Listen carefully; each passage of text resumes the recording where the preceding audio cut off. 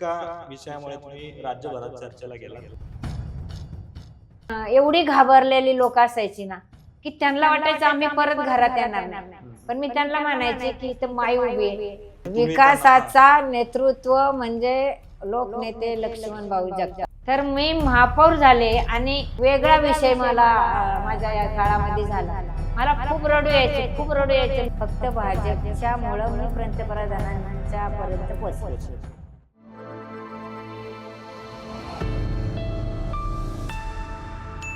नमस्कार मंडळी, महाराष्ट्र कट्टामध्ये मी अरविंद तुमचं सगळ्यांचं स्वागत करतो. पिंपरी चिंचवडच्या राजकारणात अनेक नावं येतात. त्यातलंच एक महत्वाचं नाव म्हणजे माई. 1992 साली पहिल्यांदा नगरसेवक झाल्यानंतर आपल्या पहिल्या स्टर्ममध्ये उपमहापौर पद मिळवलं. त्यानंतर 2007 साली स्थायी समिती अध्यक्ष हे महत्वाचं पद भूषवलं आणि त्यानंतर 2019ला महापौर पदाची संधी त्यांच्याकडे आली. याच दरम्यान त्यांनी अनेक बचत गटांच्या माध्यमातून महिलांचं सक्षमीकरण केलं. महिलांच्या प्रसूतीसाठी जो आहे तो निर्णय महत्वाचा घेतला. अनेक आंदोलनं केली आणि या आंदोलनाच्या यशातून त्यांनी आपले राजकीय जीवन जे आहे ते आतापर्यंत घडवलेलं आहे. आपण चर्चा करणार आहोत आज पिंपरी चिंचवड महानगरपालिकेच्या माजी महापौर उषा उर्फ माई ढोरे यांच्याशी. नमस्कार माई, तुमचं नमस्कार. महाराष्ट्र कट्टामध्ये स्वागत आहे. आपण थेट चर्चेला सुरू करू. तुम्ही राजकारणात आलात, त्याची प्रेरणा कुठून मिळाली आणि राजकारणात आल्यानंतर माई हा तुमचा जो प्रवास आहे, जे सगळं शहर तुम्हाला आज माई नावाने ओळखतं, तो प्रवास जरा उलगडून सांगा आम्हाला. राजकीय क्षेत्रात येणं माझं एंट्री अशी झाली की माझे पती मनोहर ढोरे हे एक त्या काळचे 92चे चांगले कार्यकर्ते म्हणून नावाजलेले होते आणि त्यांना या राजकीय क्षेत्रातली आवड होती आणि त्या माध्यमातून जे काही त्यावेळेचे इलेक्शन होत होते विधानसभा लोकसभेचे, तर त्यामध्ये मला आग्रह असायचा त्यांचा की आम्ही जेंट्स फिरतो, तुम्ही महिला तुम्ही प्रचार करा, अशा पद्धतीने माझी एंट्री झाली आणि ते मध्ये मला बरंचसं काही शिकावं मिळालं. आणि मग माई हे नाव कसं पडलं, म्हणजे तो काय प्रवास आहे? माझं खरं तर 45 माणसांचं कुटुंब. त्या कुटुंबामध्ये आम्ही जवळजवळ 5 जणी जावा एकत्र. मग त्यामध्ये मी धाकटे असल्यामुळं कोणाला काकू कोणाला वहिनी असं म्हणत पण मला माई हा शब्द मिळाला आणि मला माई नावाने ओळख माझी सासूबाईंच्या रूपाने मला मिळाली. आता राजकारणात तुम्ही आलात, तुम्ही सांगितलं की पतींबरोबर फिरत असताना, पण मग 1992ला पहिल्यांदा नगरसेवक झालात. काय अडचणी होत्या म्हणजे त्यावेळेस? अडचणी तशा मला त्या जाणवल्या नाहीयेत, कारण मी ह्यांच्या मार्गदर्शनाखाली जे काही मला ग्राउंडवर प्रचाराच्या माध्यमातून थोडी माहिती मिळत गेली की विषय कसा आहे आणि 33% ज्यावेळेस ते झाल्या आणि त्या माध्यमातून महिला म्हणून मला संधी दिली गेली त्यावेळेसच्या नेत्यांनी. आणि मग ते प्रचार करत असताना मला तसं डेअरिंग यायचं, पण बोलायला गेलं की मला ते अशी थोडी अशी भीती वाटायची की माझं चुकतंय का काय, मला येतंय का नाही. पण त्यामुळे याच्यातून प्रचार करत असताना मला नंतर मग ते सवय लागून गेली. त्याच्यातून मला ते बरंचसं काही शिकायला पण मिळालं. बरं, आता 1992ची तुम्ही पहिली निवडणूक नगरसेवक म्हणून आलात आणि आताची निवडणूक, काय फरक वाटतो या दोन्ही निवडणुकांमध्ये? त्यावेळेसची निवडणूक म्हणजे लोकसंख्याही कमी होती, वार्डही छोटे होते आणि त्यावेळेसचे मीडिया एवढा नव्हता. तर मीडियाच्या माध्यमातून खूप काही आमच्यासारख्या महिलांना शिकायला मिळालं, गाईड मिळालं. मी तर खरं कौतुकच करते की पूर्वी कसं की एवढा मीडिया नसायचा.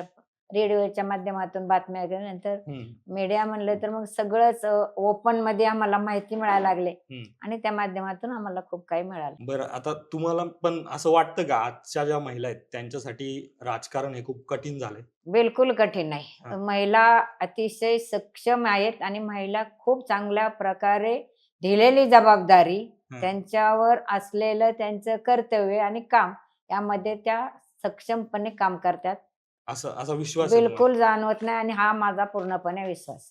बरं, आता उपमहापौर पद तुम्ही भूषवलं, त्याच्यानंतर तुम्हाला 2007 साली महापालिकेच्या चाव्या तुमच्या हातात आल्या, स्थायी समिती अध्यक्षपद तुम्हाला मिळालं आणि त्यावेळेस तुम्ही महिलांसाठी म्हणजे आपण एक महिला म्हणून तुमच्याशी बोलतो की महिलांसाठी मोफत प्रसूतीचा जो निर्णय आहे तो तुम्ही घेतला. काय त्याच्या मागची प्रेरणा होती? महिलांचं बचत गटाच्या माध्यमातून एकत्रीकरण होत गेलं आणि बचत गटांची संख्या वाढत गेली आणि त्यांच्या मागण्या होत्या की आम्हाला स्वतःला काहीतरी करायचंय. आमच्या पायावर आम्हाला उभं राहणं खूप गरजेचं आहे, अशी काही कुटुंब होती. आणि प्रसूती म्हटलं तर एक आई प्रसूतीला तिला ते माहित असतं की काय असतं, तर तिथं जाणं हे महाकठीण होतं. म्हणून मी असा आग्रह धरला की मला सांगवीमध्ये प्रसूतिगृह पाहिजे उभारणी महिलांसाठी. करायची. हा. तर अगदीच त्यावेळेच्या सगळ्यांनी माझं ते समजून घेतलं आणि ते प्रसूतिगृहाला मी माझ्या सांगवीमध्ये जागा देऊन 33 कॉटचं प्रसूतिगृह आज देखील ते चांगल्या प्रकारे उभं आहे. चांगल्या प्रकारचा लाभ माझ्या महिलांना मिळतो. गोरगरिबांना कुठलंही टेन्शन येत नाही की आता खाजगी दवाखान्यात गेल्यानंतर आर्थिक परिस्थितीमुळे आपल्याला ते सेवा घेण्याकरता अवघड होईल अवघड का, होईल. ती काही भीती नाही आणि छान प्रकारे प्रसूतिगृहाचा तो उपयोग या ठिकाणी होत आहे. होतंय म्हणजे ते आताही ते प्रसूतिगृह खूप छान, चालू आहे. उलट आता खूप जोरात चाललेलं आहे हा. ते. म्हणजे असं कुठंतरी वाटतं का म्हणजे जशा अनाथांच्या माई सिंधुताई होत्या त्या तसंच खूप माई म्हणून तुम्ही हा निर्णय घेतला त्यांचं आणि कार्य खूप मोठं होतं. हा. पण त्याच्यातूनच काहीतरी प्रेरणा होती ही. नाही, हो, नक्कीच होते की त्यांचं जर आपण माहिती घेतली की त्यांचं जीवन कसं ह्याच्यातून गेलं बिकट परिस्थितीतून, तर ती एक नाही त्या उभ्या राहिल्या आणि त्या माध्यमातून आपण तर का करू नये, आपल्याला पण ते जमेनच ना. तर या माध्यमातून आम्ही कामं करीत आलो, त्याच्यातून खूप काही शिकायला मिळालं. म्हणजे तो एक निर्णयाचं समाधान आहे ते. समाधान आहे, समाधान आहे. त्याच्यानंतर तुम्ही एक आंदोलन केलं शास्तीकरासाठी, शास्तीकर माफ व्हावा म्हणून 2013 साली. हो. आणि त्यावेळेचे तत्कालीन आमदार लक्ष्मण जगताप यांच्या नेतृत्वात हे सगळं झालं. कशा पद्धतीने ते आंदोलन केलं आणि काय त्याला शहराचा नागरिकांना कसा फायदा झाला शहरातला? 2013ला तुम्ही एक मोठं आंदोलन केलं शास्तीकराच्या विरोधात. हो. आणि त्यातून काय विषय होता नेमका तो? पिंपरी चिंचवड वासियांसाठी कशा पद्धतीने विषय तुम्ही हाताळला? शास्तीकर जो आला तो पूर्ण घराघराच्या डोक्यावर तो बोजा बसला गेला हा. आणि आर्थिक परिस्थिती प्रत्येकाला त्या ठिकाणी कठीण होऊन बसली की हा शास्तीकर आम्ही सर्वसामान्य कामगार आम्ही कसं फेडायचं. सगळ्यांनी मिळून आमदारांका आम्ही हा प्रश्न ज्यावेळेस घेऊन गेलो, आमदारांना पण माहित होता आणि आमदारांनी तो प्रश्न खूप चटकन हे केला आणि मोठं आंदोलन केलं. आंदोलनामध्ये सगळे शास्तीकरवाले लोक एकत्र आले आणि मग आमदारांनी ज्यावेळेस सभागृहात हा प्रश्न केला त्यावेळेस सभागृहात फडणवीस साहेब देखील होते त्यावेळेचे आणि तो शास्तीकराचा प्रश्न मांडला आणि 14 साली फडणवीस साहेब मुख्यमंत्री झाले आणि चुटकीदर्शी तो प्रश्न आमदारांचा त्यांनी सोडवला गेला आणि यासाठी आमदारांनी राजीनामा सुद्धा दिला गेला होता. आमदार म्हणजे लक्ष्मण जगताप साहेबांनी. हो. आणि फडणवीस साहेबांनी तो प्रश्न अतिशय चांगल्या प्रकारे हाताळला आणि पूर्ण लोकांचा आर्थिक बोजा जो प्रत्येक घराच्या वर बसलेला होता तो कमी केला. मग त्यानंतर लोकांनी कशा प्रतिक्रिया दिल्या बरं म्हणजे शहरातल्या तो निर्णय झाल्यानंतर लोकांना एक अगदी दिवाळीचा उत्साह कसा असतो तसा उत्साह हा आम्हाला वार्डमध्ये दिसू लागला. आणि आतापर्यंत तो शास्तीकर माफच आहे. नाही, आता नाहीच माफ आहे, त्याच्यानंतर काहीच नाही लागलं. मग हे सगळं झालं त्यावेळेस आमदारांचं आणि मग तुम्ही त्यांच्याबरोबर खांद्याला खांदा लावून आंदोलनात होता? हो, सगळे होतो ना. मग सगळ्यांनी मिळून केलं. आमदारांनी त्यामध्ये खूपच अग्रशील राहिले ना. तो शास्तीकर अग्रशील राहिल्यामुळे तो शास्तीकर माफ झाला. आपलं लक्ष्मण भाऊ. तुम्ही आता शास्तीकराच्या वेळेस लक्ष्मण भाऊ जगताप यांचं नाव घेतलं होतं. त्यांनी त्यावेळेस सगळं आंदोलनाचं हे केलं, तुम्ही त्यांच्याबरोबर खांद्याला खांदा लावून होता. काय आठवण आहे लक्ष्मण भाऊ जगतापांची? आमचे आमदार एक वेगळं नेतृत्व होतं लक्ष्मणराव जगताप. लोकांच्यावर खूप प्रेम असायचं त्यांचं. गल्लीबोळातला कार्यकर्ता त्यांच्या ओळखीचा होता आणि एखादाही विषय जर त्यांच्या पुढं जनतेचा मांडला गेला तर अगदी चुटकीदर्शी ते लोकांकून राहायचे आणि तो प्रश्न निकालात लावायचे. त्यांचा प्रशासनावर खूप दबाव होता. जे ते प्रश्न टाकतील ते प्रशासनाकडे त्यांची उत्तरं पण त्यांना देता येत नसती, ततमम करून उत्तरं द्यावी लागत होती. एवढे हुशार ते व्यक्तिमत्व होतं. प्रत्येक विषयाचं ज्ञान, प्रत्येक वार्डाचं ज्ञान, शहरात काय हवं नको हे त्यांना पूर्णपणे एक वेगळं नेतृत्व होते. एक माणुसकी. ते नेते कधीच म्हणले नाही, एक मी कार्यकर्ता मानायचे.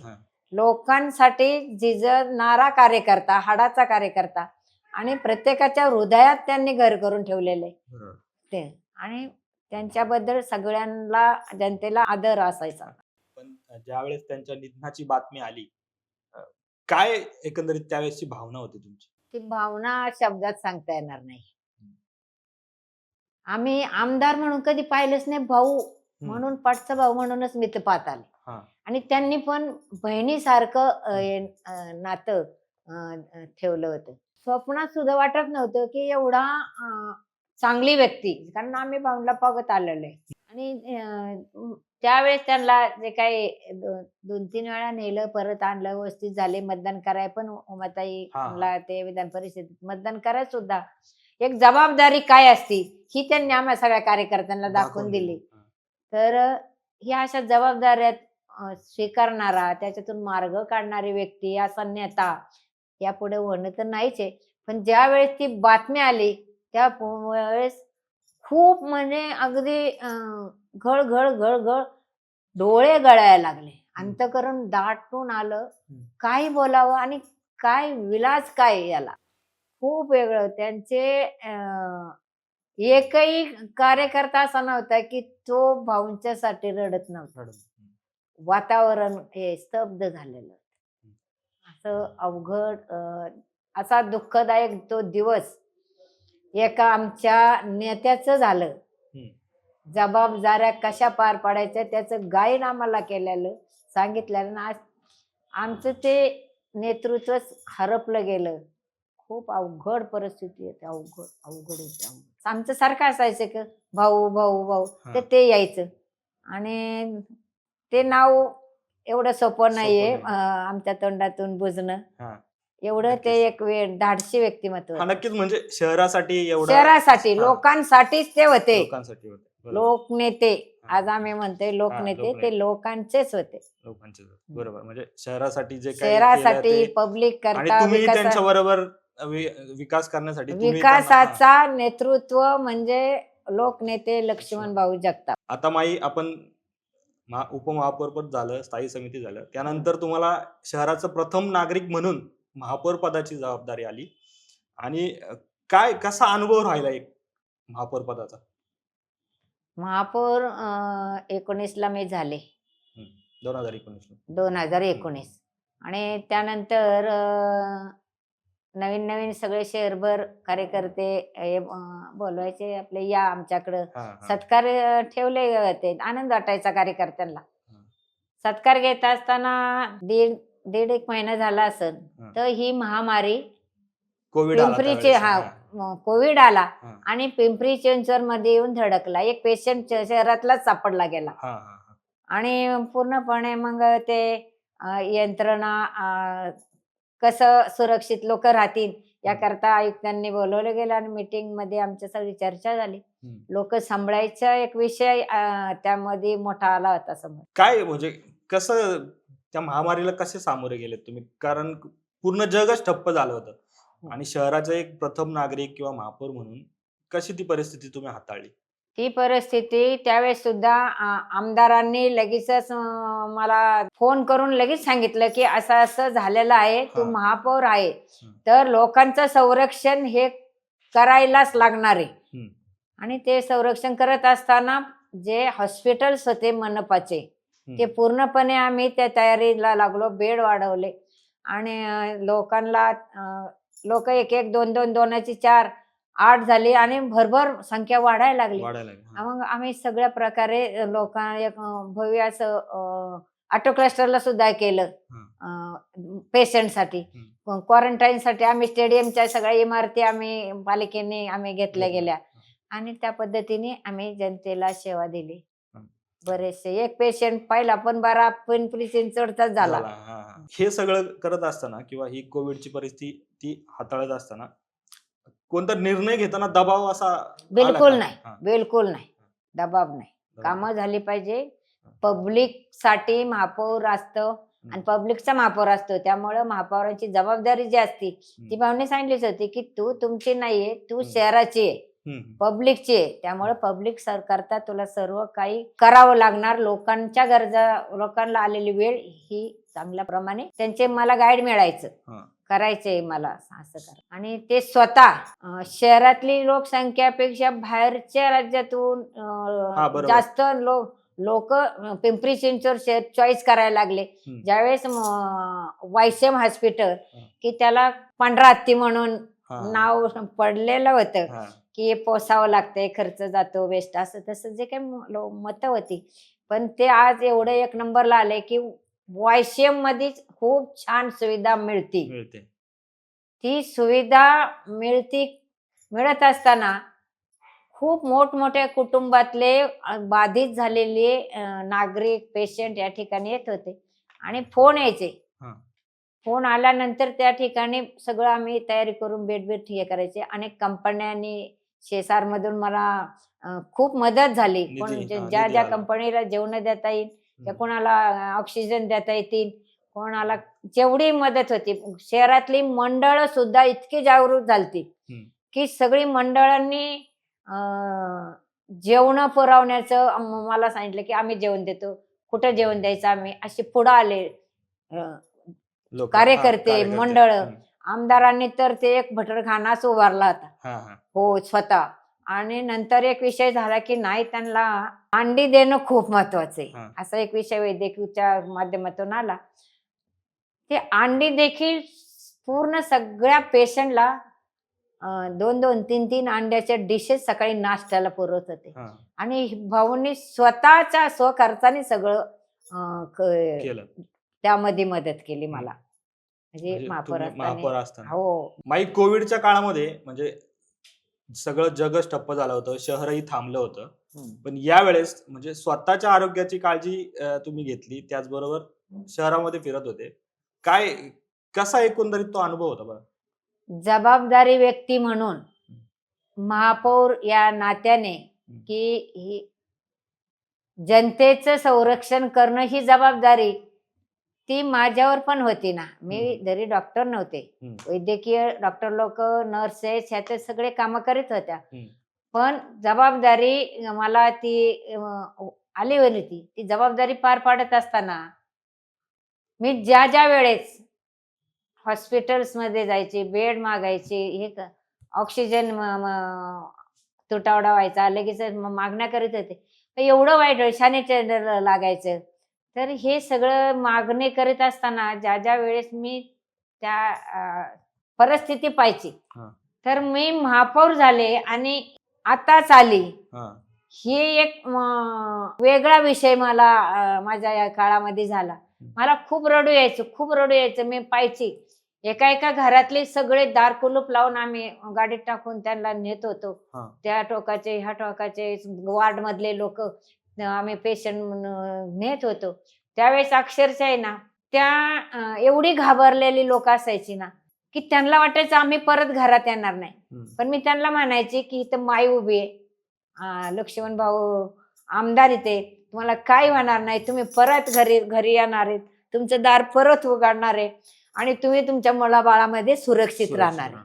तर अशा पद्धतीचं जे वातावरण झालेलं होतं ते कधी येऊ नये, तो अशी महामारी कधी जनतेवर येऊ नये, हा एक मला वेगळा अनुभव येऊन गेला की ते दिवस कधीच येऊ नये असं परमेश्वर प्रार्थना आहे. नक्कीच माई, तुमच्या डोळ्यात अश्रू आलेत आणि एक माई तर महापौर नाही तर एक माई म्हणून तुम्ही शहराची जी काळजी घेतली ती खरंच खूप गरजेची होती. आणि मी एक की तिथं लोक जे पेशंट होते त्या पेशंटच्या लोक जवळ कोणी जात नव्हते. फक्त माझ्या सिस्टर्स लोक, माझे कर्मचारी वर्ग, माझे डॉक्टर, खूप नवीन आमच्या आमदारांनी मला सांगितलं गेलं की महापौर डॉक्टर घ्या, डॉक्टर अपुरे पडतील, प्रत्येकाच्या पेशंट जवळ जाण्याकरता डॉक्टरच पाहिजे, जे काही मानधन डॉक्टर मिळतील ते घ्या.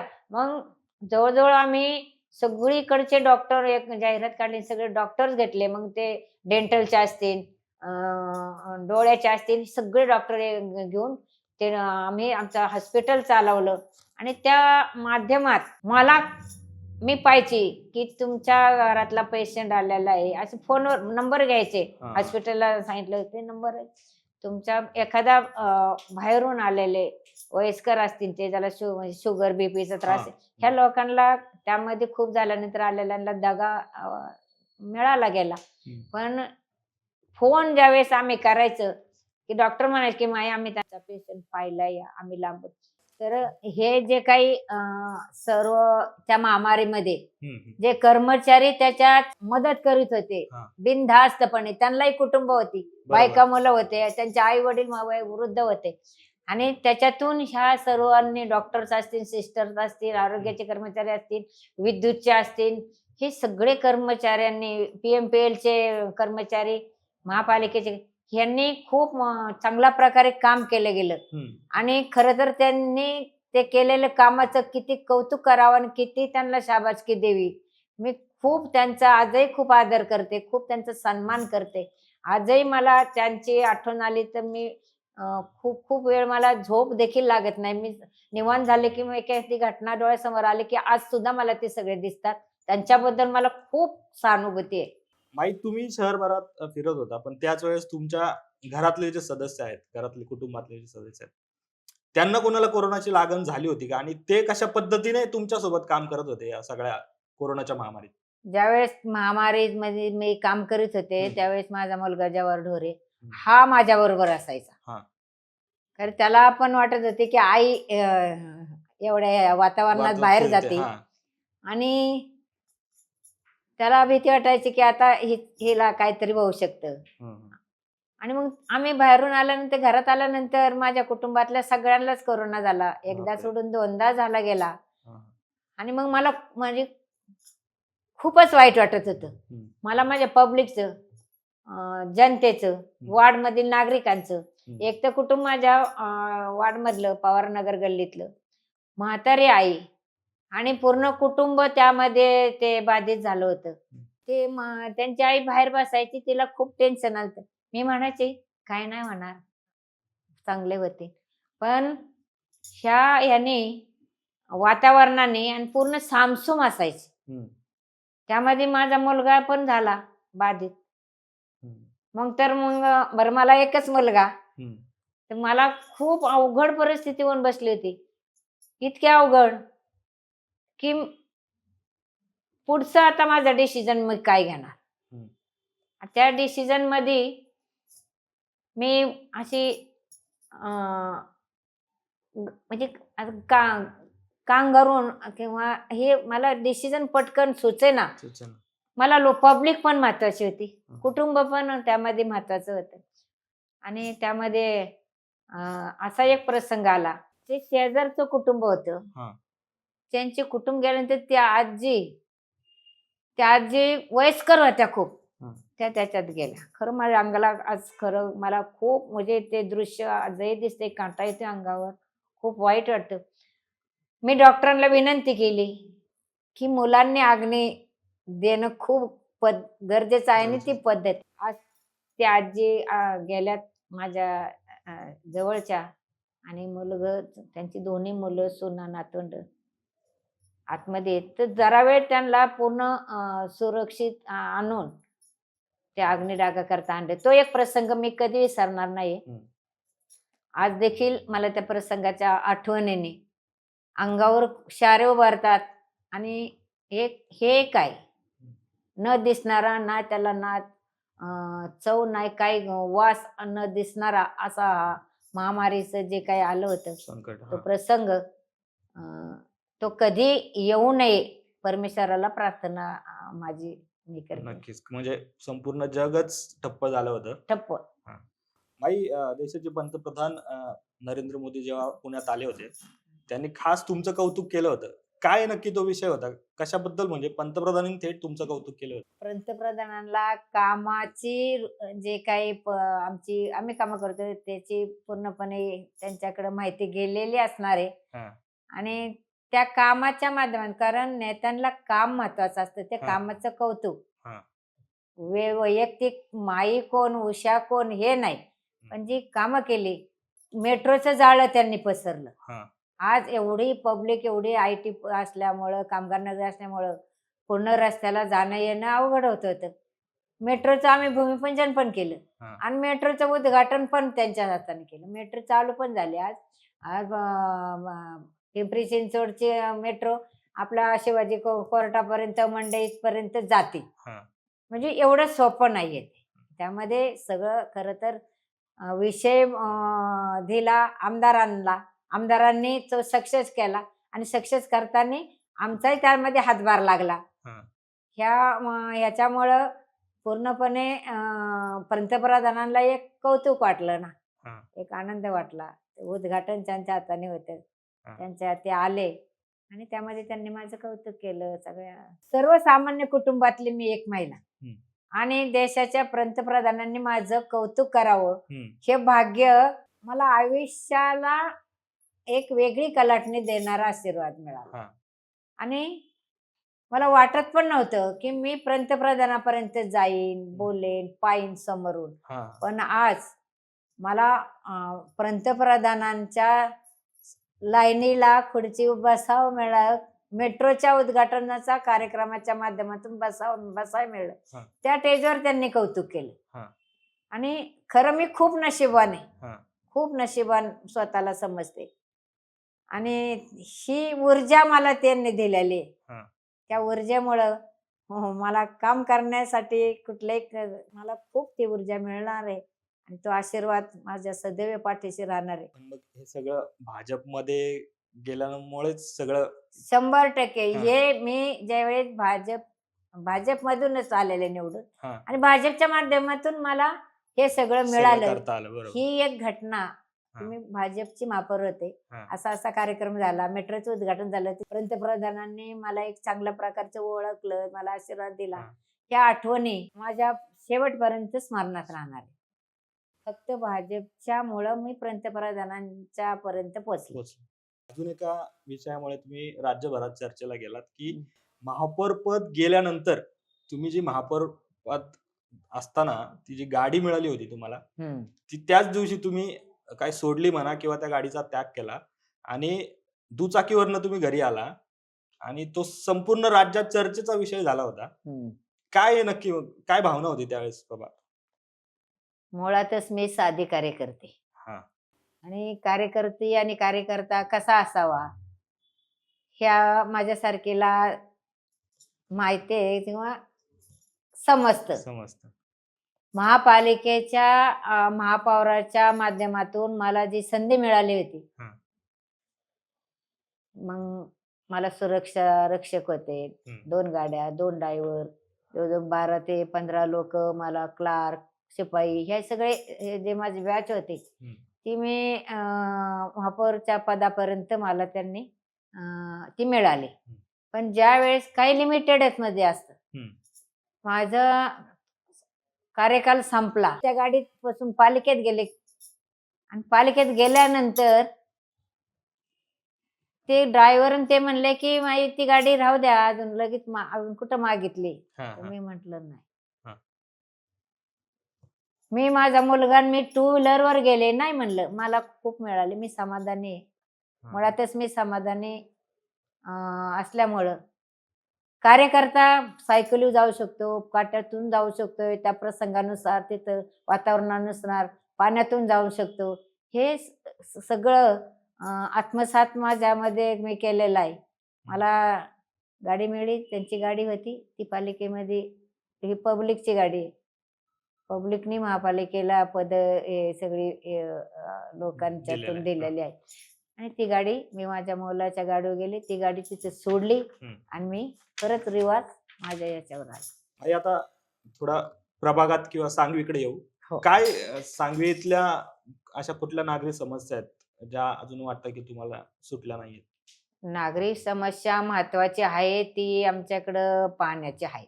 मिळतं, आम्ही दिवसाआड पाणी केलं कारण पाणी दिवसाआड दिल्यानं घराघरामध्ये पोचतंय. पण त्या रोज पाणी मिळण्यासाठी आमचे प्रयत्न चालू आहेत.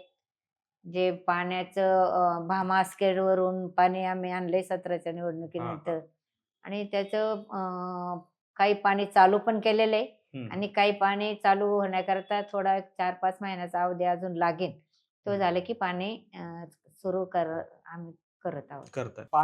पाण्यानंतरची मोठी समस्या म्हणजे लाईटीचं लाईटीचा एक प्रश्न आहे. हा. लाईट अगदी 2 तास झाले की बंद होते, हा. चमकती, जाते, जाते. 15 मिनिटं जाते, कधी कधी खूप वेळ जाते. असा आहे. अत्यावश्यक आहे ते लाईट व्यवस्थित राहणं. त्याकरताही आम्हाला काही कामं MSEBच्या माध्यमातून करावं लागणार आहे. त्याकरता आमदार आमचे शंकरभाऊ जगताप यांच्या त्यांच्या समोरही आम्ही ज्यावेळेस ते मीटिंग घेतली त्यावेळेस आम्ही मागणी केलेली आहे. ते कामही लवकर हे झाल्यानंतर सुरू होईल असं त्यांनी सांगितलेलं आहे. महिलांच्या सुरक्षेच्या दृष्टीने तुम्ही एक महत्वाचे निर्णय घेतले महापौरपदावर असताना. काय निर्णय होते ते नेमके? महिला छोट्या मोठ्या नोकऱ्या करतात आणि त्या बाहेर पडलेल्या असतात. येताना टाइम होतं 7 नंतर पूर्ण अंधार झालेला असतो. महिला सुरक्षित आल्या पाहिजे स्वतःच्या कुटुंबामध्ये. याकरता विजेचे दिवे LED बसवलेले आहेत. प्रकाश भरपूर असणं रोडवर गरजेचं होतं. त्याचबरोबर CC कॅमेरे आम्ही बसवलेले आहेत की कुठेही कुठली घटना घडली तर त्यामध्ये ती कॅप्चर होईल आणि आम्हाला त्याचा उपयोग होईल की महिला सुरक्षित राहतील.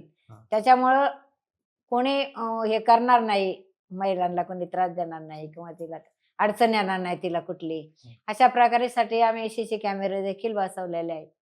पूर्ण शहरभर बसवल्यात, सांगवीतही. आणि त्याही पलीकडं आम्ही 11 नंतर रात्री 11 नंतर पोलीस डिपार्टमेंटच्या तो राऊंड ठेवलेला आहे. तो राऊंड देखील रोज चालू असतो. म्हणजे क्विक एकदम महिलांनी काही समस्या जर आली तर क्विक महिलांना समस्या आली की पर्याय हे ठेवलेले आहे. म्हणजे पहिल्यापासून म्हणजे आता बचत गट असेल किंवा महिलांच्या बाबतीत तुम्ही कायमच महत्वाचे निर्णय घेतले. महिलांनंतर मी म्हणजे विचारतो की लहान मुलं आणि ज्येष्ठ नागरिक यांच्यासाठी शहरामध्ये गार्डन असेल किंवा पार्क असेल या बाबतीत काय निर्णय घेतले महापौर पदावर? लहान मुलांना महाराष्ट्र छत्रपती शिवाजी महाराजांचा महाराष्ट्र याची ओळख ही पहिली पाहिजे. बरोबर. आणि तो लहान मुलांपर्यंत ओळख झाली पाहिजे. याकरता शिवसृष्टी गार्डन सांगवीमध्ये आम्ही केलेलं आहे आणि पूर्ण त्या ठिकाणी ते शिवाजी महाराजांचं कामाचं चित्रलेखन रेखाटलेलं आहे आणि त्यामध्ये खूप काही शिकायला मिळतं. मुलं त्या ठिकाणी खेळण्याकरता जातात आणि मम्मीला प्रश्न विचारतात आणि त्यापासून त्यांचा अभ्यास ओळख ही शिवाजी महाराजांच्या जवळपर्यंत कामापर्यंत ओळख तिथं होती. हे एक खूप महत्वाचा विषय शिवसृष्टी म्हणून गार्डनला नावच दिलेलं आहे आणि त्या ठिकाणी शिवाजी महाराजांचं आम्ही पूर्णपणे केलेलं त्यांचं जेवढं रेखाटता येईल तेवढं ते कृतीतून केलेलं. म्हणजे नक्कीच म्हणजे ही खूप चांगली संकल्पना आहे. म्हणजे लहान मुलांना फक्त पुस्तकातूनच नाही तर मग जिथं गार्डनला खेळायला गेले तिथेही महाराजांचा इतिहास समजला पाहिजे.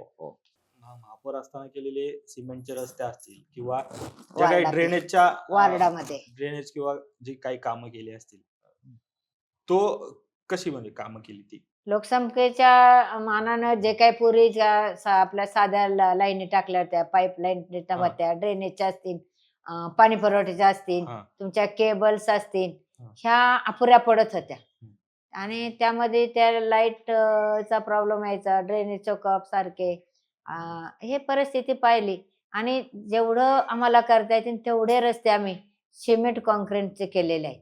मग त्यामध्ये आम्ही त्या लाईनी सगळ्या बदललेल्या आहेत. पाईपलाईनी रोड फोडायला लागणार नाही. दोन्ही बाजूनी 2 वस्त्यांना रस्त्याच्या दोन्ही बाजूनी त्या लाईनी टाकून त्या ड्रेनेजचं व्यवस्थित मोठे पाईप टाकून सिमेंट काँक्रीटचे हे रोड केलेले आहेत की आज ज्यावेळेस लोकांनी घराला जागा घेतली होती त्यावेळेस शेती होती आणि काळ्या मातीच्या शेती असल्यामुळं घर असल्यामुळं काळ्या माती ती घरं खाली खाली गेली आणि रोड डांबरीकरण केले की रोड वर वर येत होते. पावसाळ्यामध्ये अनेक घरांना त्रास होत होता. पाणी घरामध्ये जात होतं. लोकांना रात्रभर जागं राहावं. हा त्रास जो होता तो त्रास त्यांचा जिथं जिथं रोड केल्यात काही उर्वरित रोड आहेत आमच्या अजून करायचे ते ह्याच्यामध्ये पुढच्या ह्याच्यामध्ये होतील पण तो त्रास लोकांचं टेन्शन थांबलेलं आहे. स्वच्छ पाईपलाईन पाणी त्यांना मिळते. ड्रेनेज सांडपाण्याचा व्यवस्थित निचरा होतोय. हे मुख्य अत्यावश्यक सेवा त्या रोडमध्येच्या पाईपातून आम्ही केलेली आहे. तुमच्या कार्यकाळात एक महापौर पदाच्या कार्यकाळात झालेला विषय म्हणजे तो विद्यापीठ पुलामुळे जे आहे ती नागरिकांची खूप मोठी वाहतुकीची समस्या जी होती ती सुटली.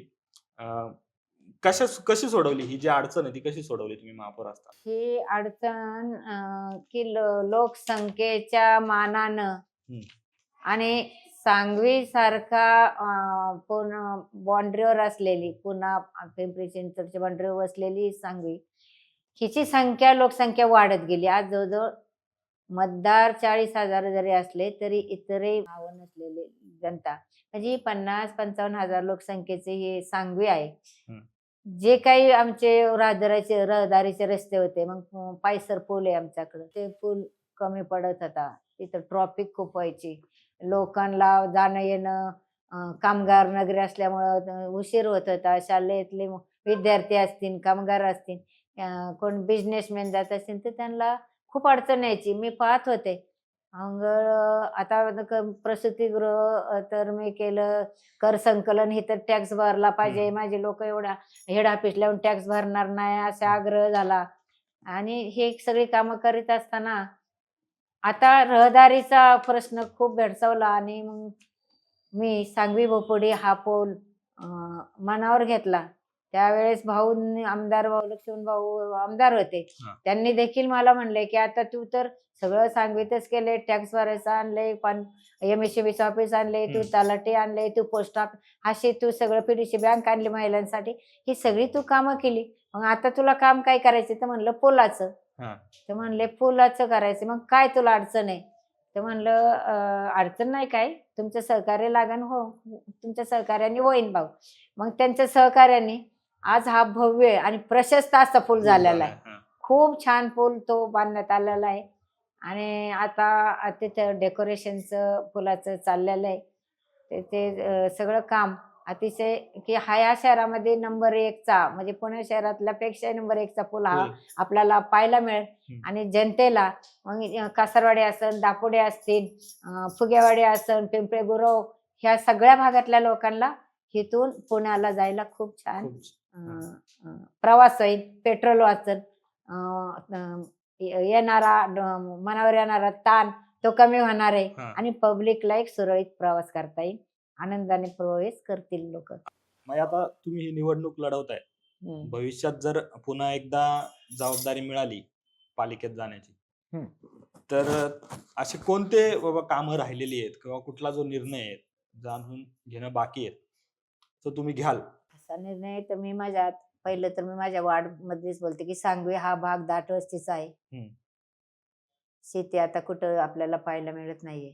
असलेले पब्लिक असलेली लोकसंख्या असलेलं वयानुसार पब्लिक मुलं असतील विद्यार्थी असतील ह्या सगळ्यांचा विचार केला तर एक प्लेग्राऊंड म्हणून आमचं नियोजित आहे. जिथं पूल झालाय त्याच समोर एक प्लेग्राऊंडचं लवकरच भूमिपूजन झालेलं तुम्ही पाहसाल. संधी मिळाली तर भूमिपूजनाला मी पण असू शकणार आहे. आणि कल्चरल सेंटर एक आहे. अशा 2 सुविधा आम्ही त्या ठिकाणी लवकर उभ्या करतोय.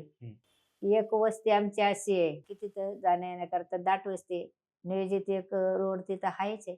तो रोड सुद्धा मधुबन सारख्या भागामध्ये तो रोड होणं महत्वाचं आहे. तिथं पण काम लवकर सुरू होईल. आणि मग तुमच्या प्रभागातले पाणी आणि विजेच्या समस्या सगळ्या सुटल्यात का? नाही, पाणी तर मी सांगितलं की आताच की पाणी आम्ही वाढवतोय. हा. त्याचं फिल्टरिंगचं आमचं काम चालू आहे. हा. आणि जरी आम्हाला मिळालं असलं तरी ते फिल्टर करून पब्लिकला पिण्याजोगं पाणी देणं हे महत्वाची गोष्ट आहे. त्याचं काम चालूच आहे. चालू आहे. ते काम झालं असतं पण थोडस तांत्रिक याने थांबलं गेलं होतं. मागाशी मी बोलले होते.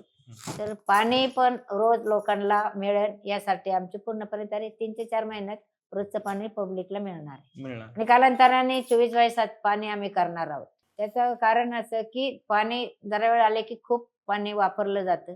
त्यापेक्षा दिवसभर पाणी जर मिळालं तर पाहिजे तेवढंच पाणी घेणार आणि वापर होणार. हाही एक दृष्टिकोन डोळ्यासमोर आहे. माई, लक्ष्मण जगताप यांचं निधन झाल्यानंतर जगताप कुटुंबियांचे आणि तुमचे ऋणानुबंध कसे राहिले? ऋणानुबंध जसे भाऊ होते त्याच पद्धतीचे आजही आहेत. हा. ते कुटुंबच असं आहे की पब्लिकशी निगडीत आहे. हा. कार्यकर्ते, पब्लिक, जनतेवर प्रेम करणारे ते कुटुंब आहे. बरोबर. गोरगरिबांचा कैवार इथे आहेत. त्यामध्ये अनुभवी खूप आहेत. जसे भाऊंनी आमदाराच्या माध्यमातून केलं काम, पब्लिकला प्रेम लावलं, गरजा पूर्ण केल्या, हे सगळं केलं. ते आजही भाऊ नंतर जो वाढ झाला, वहिनी निवडून आल्या, भाऊंच्या मिसेस अश्विनीताई जगताप आमदार झाल्या, त्यांनी देखील भाऊ नाहीत असं जाणून दिलं नाही. सगळ्यांना संघ घेऊनच काम केलं. छानपैकी निर्णय घेतले आणि त्याही त्या पदामध्ये सक्सेस झाले. त्यामध्ये आमचे भाऊंचे जे पाठचे भाऊ आहेत, विजू भाऊ जगताप, विजय शेठ जगताप असे म्हणून त्यांचं ओळखले जातात. तर ते एक वेगळं नेतृत्व आहे. ते ह्या क्षेत्रात नसतात, जास्त धार्मिक याच्यात म्हणतात ना की आवड एक असते की जी धार्मिकची. संतांचे कैवारी म्हटलं तर मला वाटतं चुकीचं होणार नाही. संतांच्यावर खूप प्रेम त्यांचे. वेगवेगळे जे सप्ते होतात, दत्त जयंतीचा असेल कसं, तर त्या ठिकाणी ते एवढं वाहून जातात, स्वतःला वाहून नेतात की हजारो लाखोनी लोक रोज जेवणाला असतात, रोज नाश्त्याला असतात. एवढं सुंदर ते अटेंड करतात. कसं जमतं तर ते त्यांना जमू जाणं. त्याही पलीकडं कार्यकर्त्यांसारखं आम्ही तिथे गेलो तर आम्हाला एवढी माहित नसती. भाऊंच्या सारखं त्या प्रश्नातलं काय मेक आहे ते सांगतात. हे मी 2-4 वेळा त्यांच्या याच्यातून, त्या गप्पातून जे ऐकलं गेलं, मला खूप नवल वाटलं. त्यांनी एकदा आम्ही बसलो होतो, एक कार्यक्रम होता एका प्रेक्षागृहामध्ये निळपुला, तर तिथं एक हरिभक्त पण होते. तर आम्ही बसलो होतो. त्याच्यात एक पाटबंधाऱ्याचे एक अधिकारी होते. तर ते पाटबंधाऱ्यांच्या अधिकाऱ्यांसंग ते बोलत होते. ते बोलता बोलता पाण्याची पातळी कमी झाली असा एक विषय निघाला. त्यामुळे पाणी आमच्याकडं जेवढं येतं तेवढं मिळत नाही असं एक विषय सर निघाला. तर त्यावेळेस त्यांनी काय सांगितलं की गाळ काढणं गरजेचं आहे. नदीचा गाळ काढणं खूप गरजेचं आहे. तर ते समोरचे जे प्रशासक होते, रिटायर होते, तर ते म्हणले नदीचं एवढं गाळ काढणं शक्य होईल का?